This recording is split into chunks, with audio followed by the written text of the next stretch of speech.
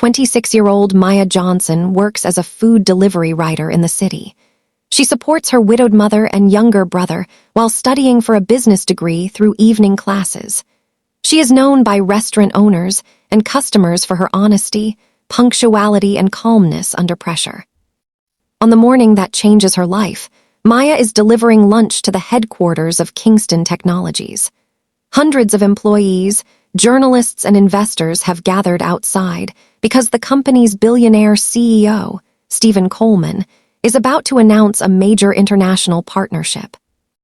Unknown to the public, Stephen's ambitious cousin, Victor, has secretly arranged for fake documents to be leaked moments before the announcement. The forged documents accuse Stephen of stealing company funds years earlier. As reporters surround him with microphones, social media explodes. Investors begin leaving the venue. Employees watch in stunned silence. Stephen stands on stage, unable to immediately prove the documents are fake. As Maya waits to complete her delivery, she notices something nobody else sees. One of the television assistants accidentally drops a memory card while rushing between camera crews. Maya recognizes the assistant because she had overheard him arguing minutes earlier with Victor's personal aide behind the building. Suspecting something is wrong, she picks up the card before it is crushed under the crowd. When security refuses to let her approach the stage, Maya refuses to walk away. Instead, she convinces an honest police officer that the memory card may contain evidence connected to the unfolding scandal. The footage reveals Victor's aide printing forged documents only hours earlier and discussing how to disgrace Stephen during the live event. Within minutes, the police halt the conference. The evidence is shown to investigators, and journalists quickly realize the accusations were fabricated. Stephen's reputation is saved just before the false scandal destroys his company. The billionaire CEO publicly thanks the young delivery girl who had every reason to ignore the situation, but chose to act. The entire crowd erupts into applause. Maya had never imagined that an ordinary Tuesday morning would place her at the center of the biggest corporate scandal the city had seen in years. She had started her day before sunrise, helping her mother prepare breakfast before quietly checking on her 17-year-old brother, Daniel, who was getting ready for school. Their small rented apartment was modest but filled with warmth. Since their father had passed away 5 years earlier, Maya had become the family's main provider. Every delivery she completed helped pay tuition fees, rent, and groceries. Her work ethic had earned her respect throughout the city. Restaurant owners trusted her with expensive orders because they knew she would never tamper with a customer's food or arrive late. Even when customers mistakenly overpaid, Maya always returned the extra money without hesitation. That morning, she received an unusually large order from an exclusive restaurant.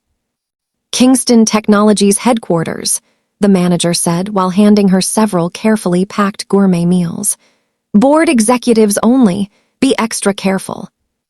Maya secured the insulated delivery bags onto her motorcycle before setting off through the busy streets.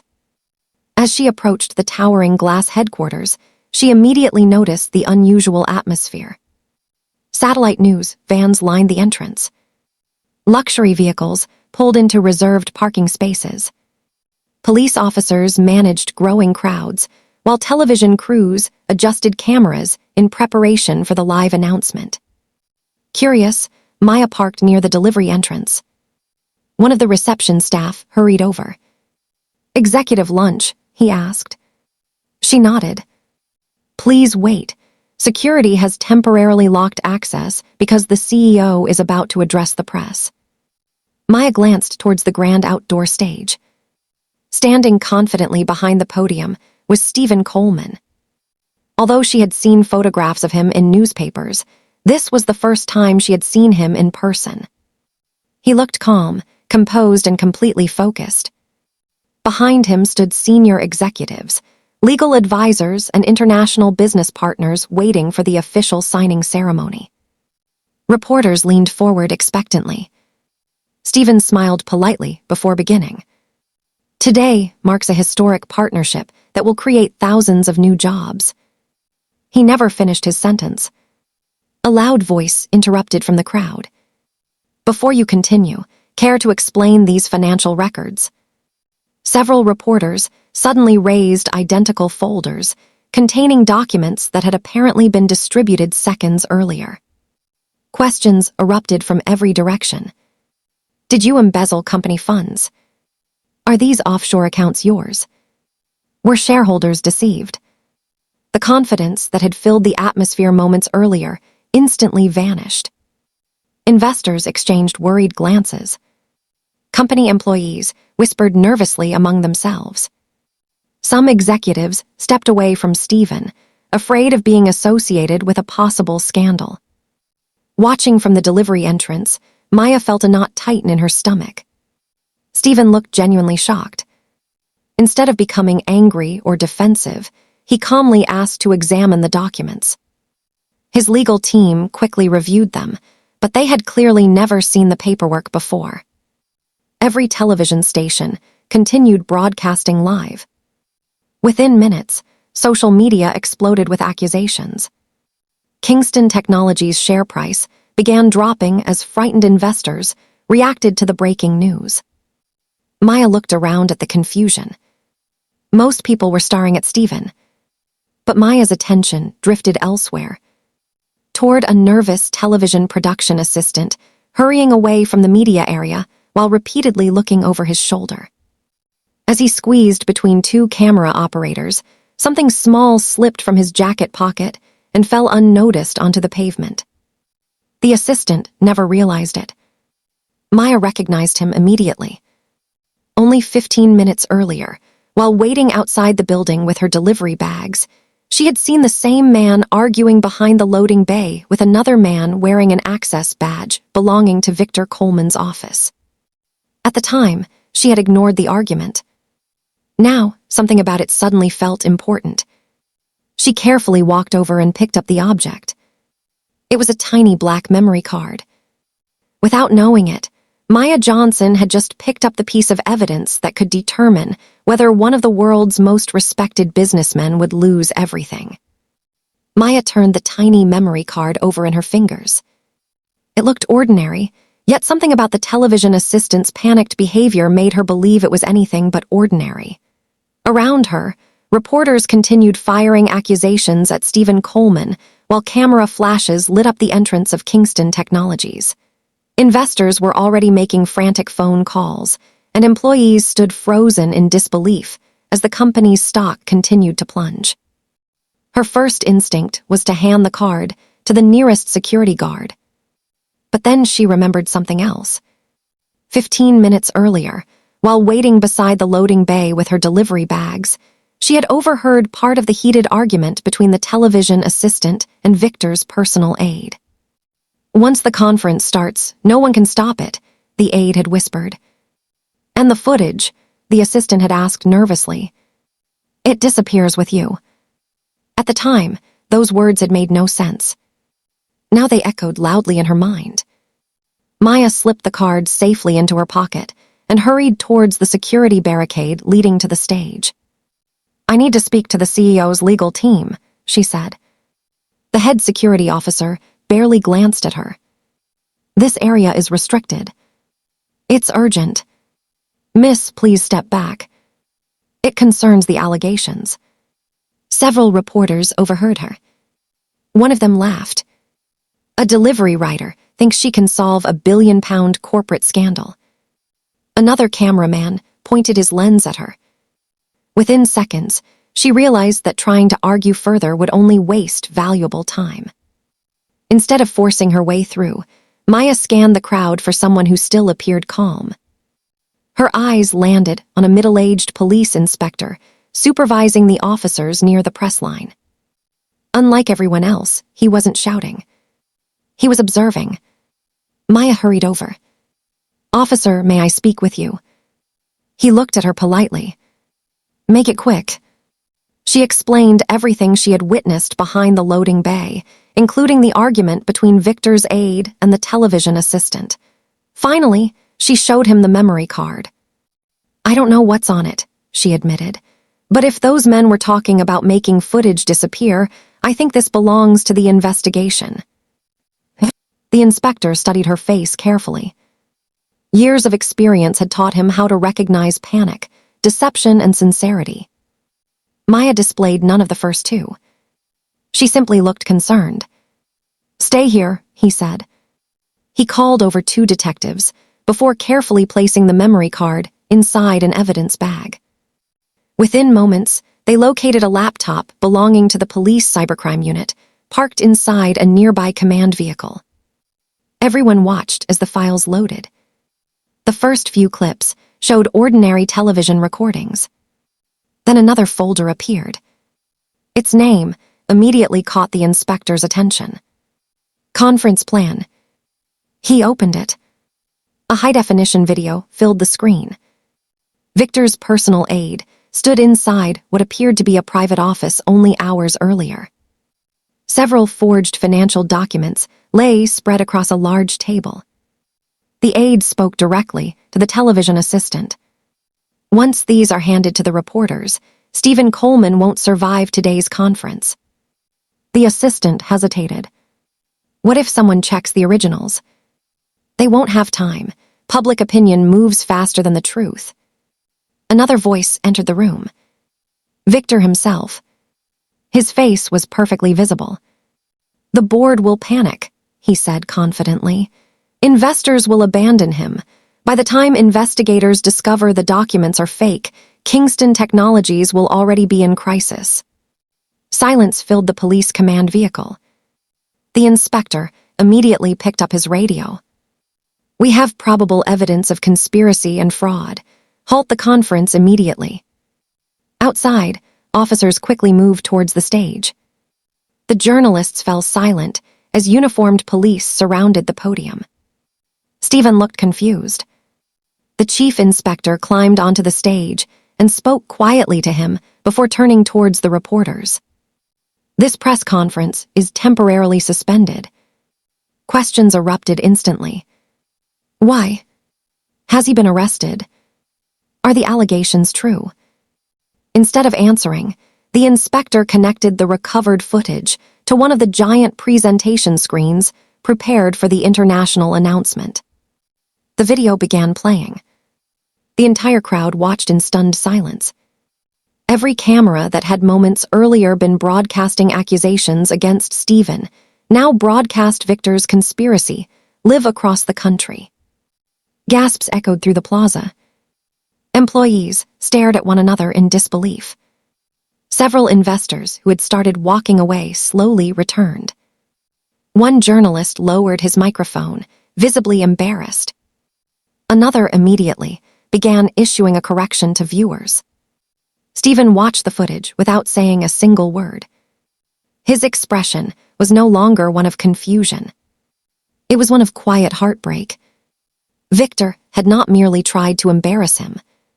He had tried to destroy the company their grandfather had spent 50 years building. Police officers immediately moved through the crowd. Victor's personal aide attempted to escape through the underground parking garage, but was intercepted before reaching his vehicle. Victor himself slipped out a side exit, disappearing before officers could reach him. Although he escaped for the moment, the evidence against him was overwhelming. Within half an hour, every major news outlet had reversed its headlines. Instead of accusing Stephen Coleman of corruption, they reported that he had been the victim of a carefully planned corporate sabotage. Kingston Technologies' falling share price began recovering. Employees burst into applause as relief swept across the headquarters. Only then did the chief inspector ask the obvious question: who found the memory card? Every eye turned towards Maya. Standing quietly near the edge of the crowd, still wearing her delivery helmet and carrying the insulated food bag she had never managed to deliver, she suddenly became the center of attention. Stephen slowly walked down from the stage until he stood directly in front of her. For a moment, neither of them spoke. Then, with hundreds of cameras recording every second, the billionaire CEO extended his hand. "I don't know your name," he said warmly, "but because you refused to ignore what everyone else overlooked, you saved not only my reputation, but the livelihoods of thousands of employees." Maya smiled nervously before shaking his hand. "My name is Maya Johnson." Stephen smiled back. "Miss Johnson, thank you." The crowd erupted into thunderous applause once again, but neither of them realized that this handshake was the beginning of a journey that would transform both their lives forever. The applause seemed to go on forever. Maya wished it would stop. She had never been comfortable being the center of attention, and now every television camera in the plaza was pointed directly at her. Reporters called out questions from every direction, while photographers fought for the perfect shot of the young delivery rider standing beside one of the country's most respected billionaires. Stephen noticed the uneasiness in her eyes. He gently raised his hand towards the reporters. "Please," he said calmly. "She's had an overwhelming morning. Give her some space." His voice carried authority without aggression. The crowd gradually settled. Stephen turned back to Maya with a grateful smile. "I believe your delivery has been waiting far longer than it should." Maya suddenly looked down at the insulated delivery bag still hanging from her shoulder. She couldn't help laughing. "I almost forgot." So did everyone else. Several executives chuckled, easing the tension. Stephen personally escorted her into Kingston Technologies headquarters, a gesture that surprised every employee who witnessed it. The grand lobby was a masterpiece of modern architecture, with polished marble floors, towering glass walls, and a massive digital display showcasing the company's global operations. To Maya, it felt like stepping into another world. She followed Stephen into a private executive dining room where board members, legal advisors, and international partners had been waiting anxiously for lunch. As she carefully unpacked each meal, one elderly board member smiled warmly. "So this is the young lady who saved today's announcement." Maya quickly shook her head. "I only handed over something I found." "No," another director replied. "Many people would have walked away. You chose responsibility instead." Stephen quietly watched her reaction. There was no pride in her expression. No excitement over being praised by influential people. She simply thanked them politely and continued arranging the meals before preparing to leave. Stephen reached into his jacket pocket. "Miss Johnson."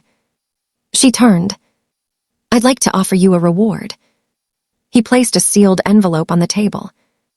"It doesn't come close to repaying what you've done, but I hope you'll accept it." Maya looked at the envelope without touching it. "May I ask what's inside?" "A financial reward." She smiled apologetically. "I'm honored, sir, but I can't accept it." The room became silent. One executive looked genuinely confused. Stephen himself appeared surprised. "You saved my company." "I didn't save it for money." "You deserve recognition." "I already received it." Stephen frowned slightly. "I'm not sure I understand." "You thanked me." She smiled softly. That was enough. For several seconds, nobody spoke. Finally, Maya picked up her delivery bag. "If you'll excuse me, I still have 4 more deliveries before my afternoon classes." She politely nodded to everyone before walking towards the door. Just before leaving, she turned back. "I'm glad the truth came out." Then she quietly disappeared. The room remained silent long after the door closed. One of the international investors slowly leaned back in his chair. "In 30 years of business," he said thoughtfully, "I've met countless people who would have demanded publicity, money, or influence after what she did." Another director nodded. She refused all 3. Stephen looked out through the glass wall, overlooking the city below. For reasons he couldn't explain, Maya Johnson remained on his mind for the rest of the afternoon. Over the following days, news of the failed conspiracy dominated headlines. Victor Coleman became the subject of a nationwide police investigation. Search warrants were executed on several offices connected to him, while forensic accountants uncovered evidence of forged records, bribery, and corporate fraud spanning several months. Although Victor remained in hiding, authorities froze several of his financial assets and issued warrants for his arrest. Meanwhile, Kingston Technologies recovered remarkably quickly. Investors regained confidence after independent investigators publicly confirmed that Stephen had been completely innocent. The international partnership, delayed by only 2 days, was successfully signed. Thousands of new jobs were preserved. Yet despite all the celebrations surrounding the company's recovery, Stephen found himself thinking less about the scandal and more about the young woman who had quietly walked away from a reward that many people would have considered life-changing. Curiosity eventually overcame him. Instead of asking private investigators to dig into her personal life, he requested a simple meeting with the owner of the restaurant where Maya worked. Mr. Harris had known Maya for nearly 4 years. When Stephen arrived unexpectedly one afternoon, the elderly restaurant owner nearly dropped the tray he was carrying. "Mr. Coleman." Stephen smiled. "I hope I'm not interrupting." "Not at all." After introducing himself properly, Stephen explained why he had come. "I wanted to learn more about Miss Johnson." Mr. Harris folded his arms and smiled knowingly. "I wondered how long it would take." Stephen laughed softly. "I assure you, this isn't what you're thinking." "I didn't say anything." Mr. Harris invited him into his small office. "You'll be pleased to know, she really is exactly as she appears." He told Stephen how Maya often worked extra shifts without complaint whenever another writer became ill. How she secretly paid for meals for elderly customers who couldn't afford them. How she once returned an expensive watch that a businessman had accidentally left behind, refusing the reward that followed. "She's one of the most honest people I've ever met," Mr. Harris said proudly. Stephen listened quietly. Finally, he asked the question that mattered most. "She's studying business, isn't she?" Mr. Harris nodded. "Evening classes. Does she struggle with tuition fees?" "Every semester." Stephen remained silent for a moment before speaking. "I don't want to embarrass her or make her feel indebted." Mr. Harris smiled. "Then don't." Stephen looked puzzled. "What do you mean?"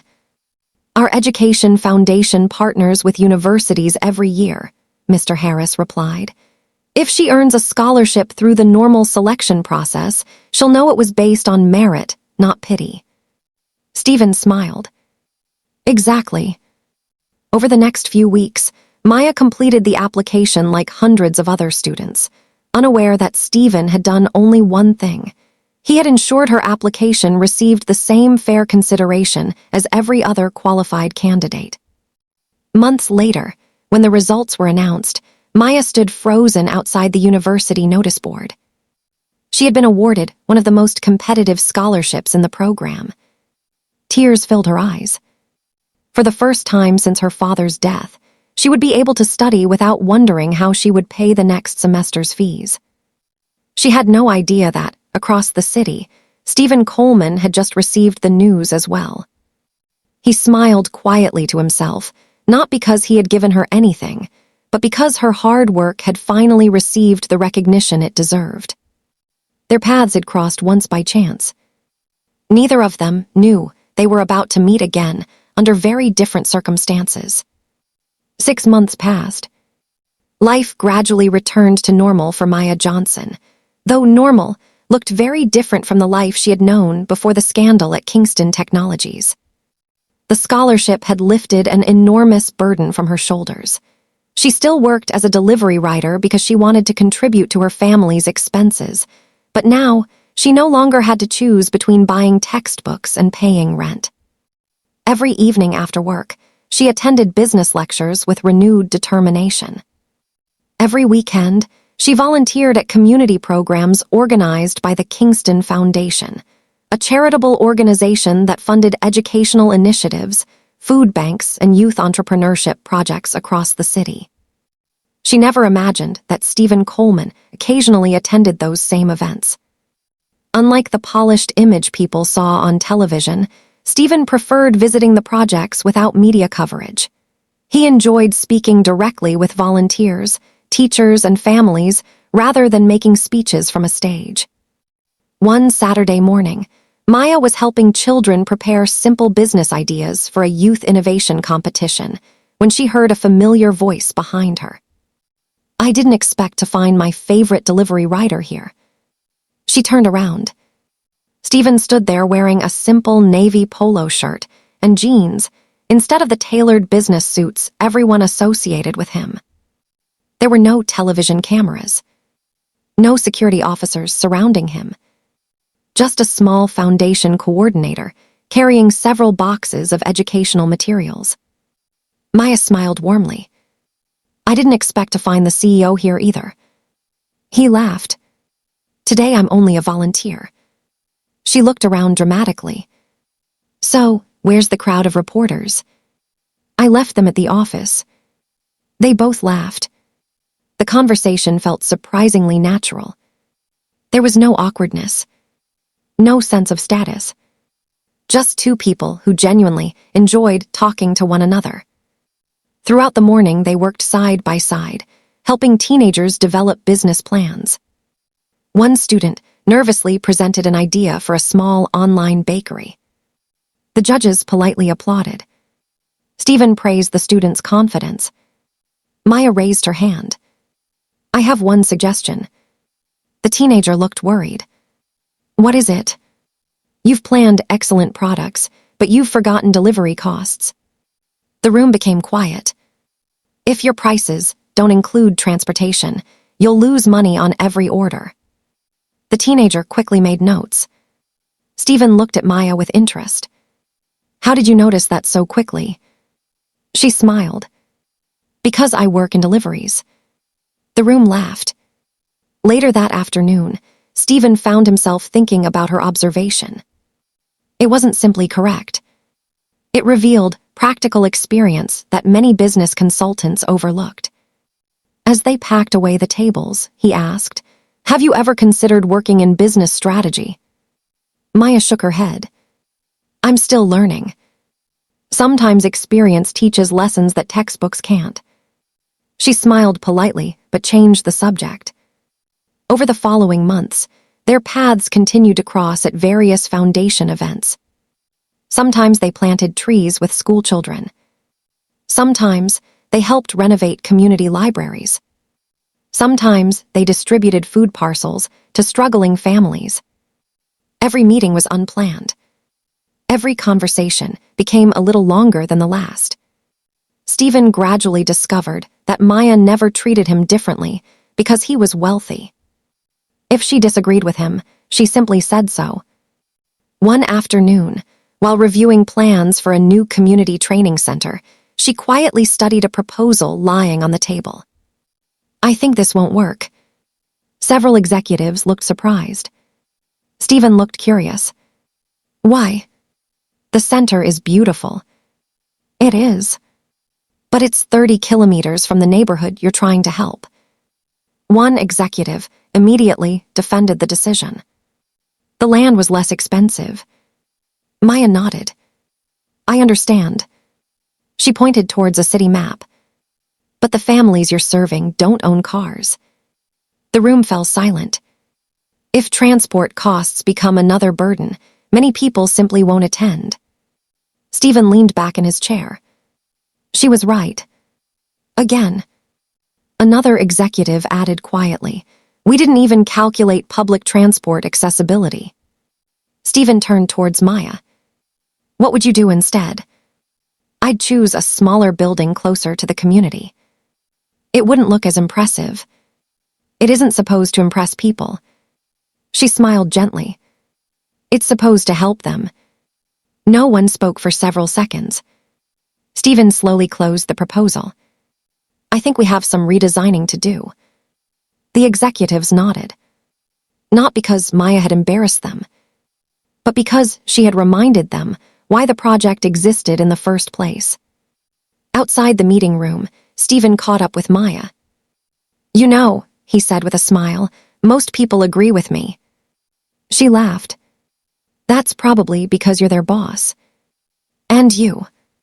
"I'm not." They both smiled. For the first time in years, Stephen realized how refreshing it felt to speak with someone who valued honesty more than approval. As the seasons changed, their friendship quietly deepened. Neither of them labeled it. Neither rushed it. They simply enjoyed spending time together whenever their schedules happened to overlap. One rainy evening, after finishing another volunteer program, Stephen noticed Maya stopping outside a small stationery shop. She went inside and emerged carrying several school bags, exercise books, and uniforms. Curious, he watched from a respectful distance. Instead of taking the items home, Maya walked to a nearby children's shelter. The manager greeted her warmly. "The children will be so happy." Maya handed over everything she had purchased. "I promised I'd bring these before school starts. And the fees. They've already been paid." Stephen quietly stood outside, unseen. Later, he asked the shelter manager about the visit. "Oh, Maya." The woman smiled proudly.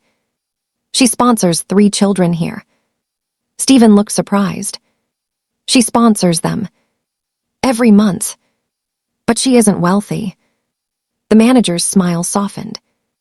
"No.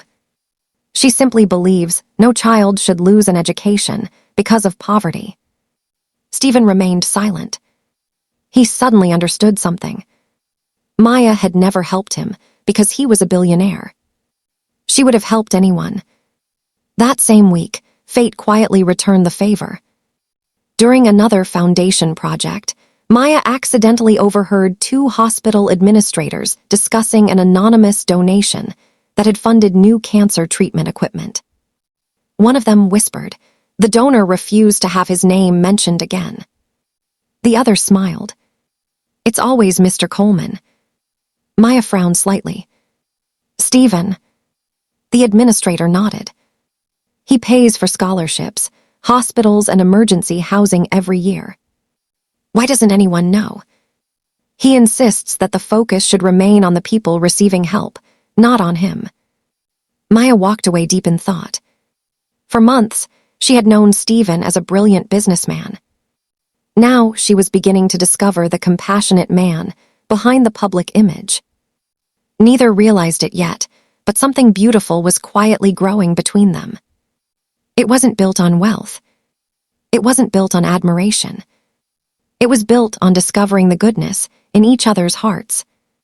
By the beginning of the following year, Maya and Stephen had become inseparable.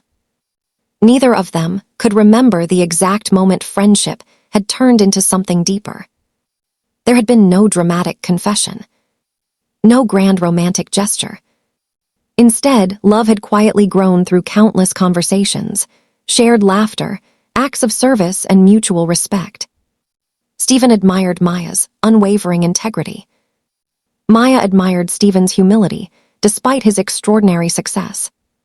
They brought out the best in each other.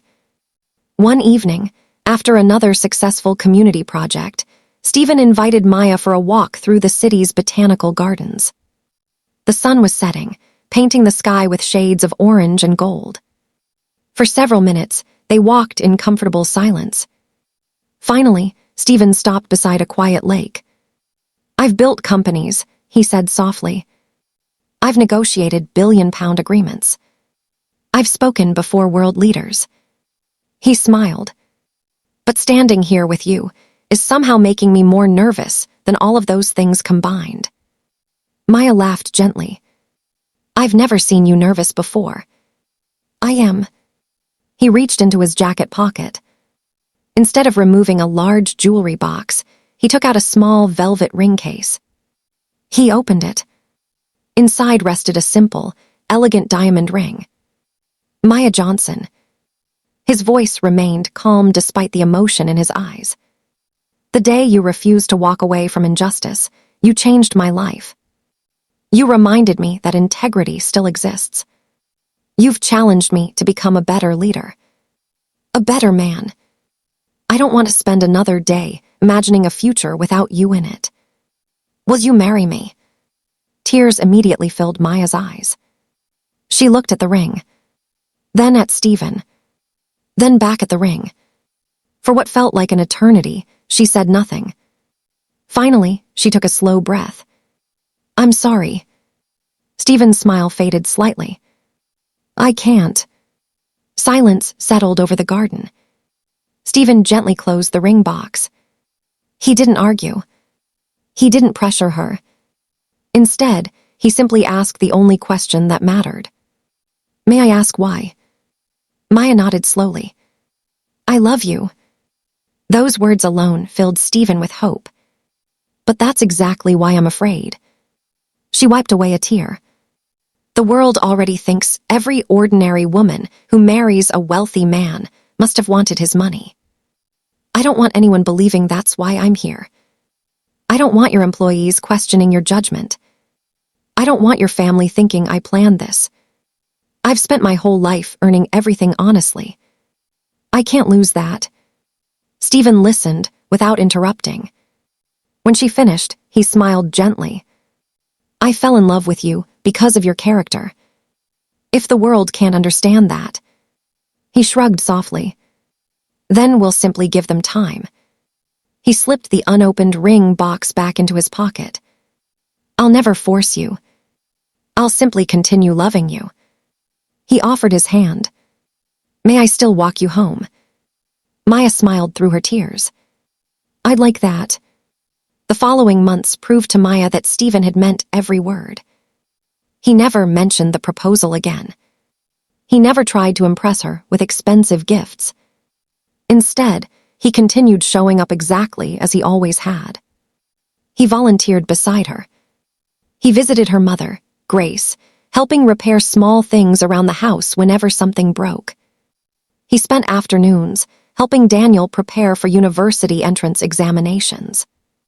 Sometimes they simply shared homemade dinners around the family's small dining table. Grace watched everything quietly. One evening after Stephen had left, she turned towards her daughter. Do you know what I noticed? What? He never behaves as though he's doing us a favor. Maya smiled. He doesn't. He behaves as though we're doing him one. Several weeks later, Daniel spoke while helping Maya wash the dinner dishes. You know why I like him? Maya smiled. Why? He treats you exactly the same when nobody important is watching. That sentence stayed with Maya for days. She realized Daniel was right. Whether they were attending a charity event, eating at a roadside cafe, or visiting the children's shelter, Stephen never changed. His kindness wasn't performed for cameras. It was simply who he was. One Saturday afternoon, Maya visited the children's shelter where she sponsored 3 pupils. She watched them laughing together in the playground.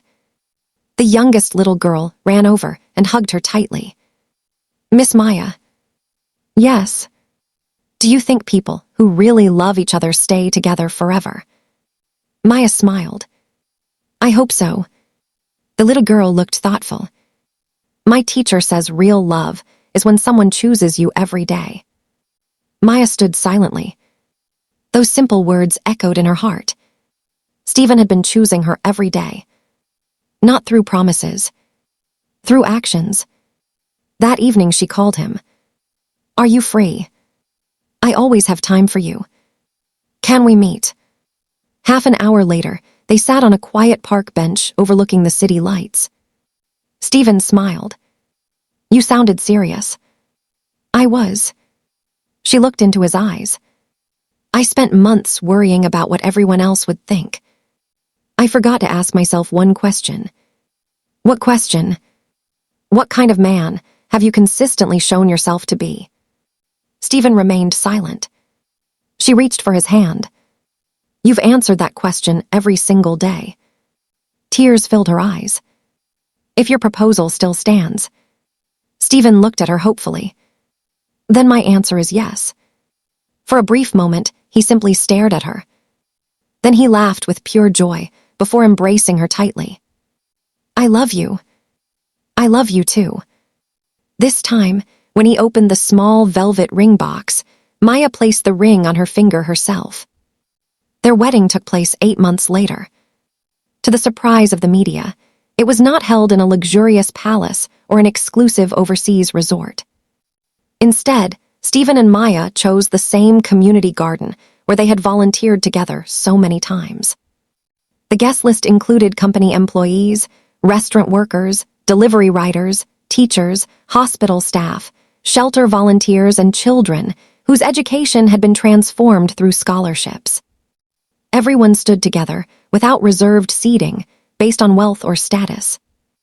As Maya walked down the aisle with her mother, many guests quietly wiped away tears. Mr. Harris, the restaurant owner who had first believed in Maya, smiled proudly from the front row. Daniel served as one of Stephen's groomsmen. Even several police officers who had worked on the Kingston Technologies investigation attended after receiving personal invitations. Following the ceremony, journalists gathered respectfully during the reception. One reporter smiled warmly. "Mrs. Coleman." Maya laughed. "I suppose I should get used to hearing that. What does it feel like to become the wife of one of the world's most successful billionaires?"